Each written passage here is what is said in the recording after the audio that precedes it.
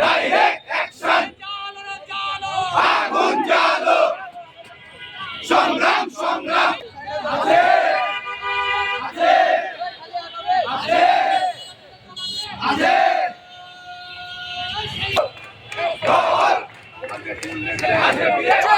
আগামীকালকে যদি বাংলাদেশের কোন আনাচে কানাচে আওয়ামী লীগ ছাত্রলীগ খুঁজে পাওয়া যায়, গণধোলাই দিয়ে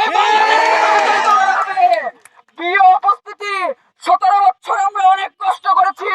আর একবার যদি এই ফ্যাসিস্টরা বাংলাদেশের রাজনীতি করার সুযোগ পায়, এই বাংলাদেশকে ইন্ডিয়ার রাজত্ব হিসেবে গড়ে তুলবে।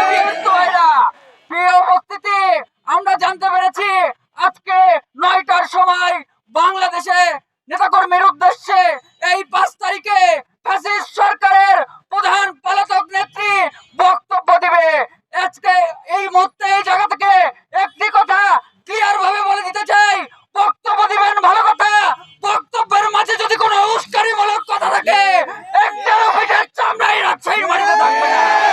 প্রিয় উপস্থিতি, শুধু এখন নয়, আজ থেকে যতদিন না এই দেশে সুষ্ঠু নির্বাচনের মাধ্যমে দলীয় সরকার গঠন হচ্ছে, বাংলাদেশ জাতীয়তাবাদী ছাত্রদল আগামী দিনে প্রত্যেকটা দিন রাজপথে থেকে এদেশের মানুষের নিরাপত্তার দায়িত্ব পালন করবে ইনশাআল্লাহ।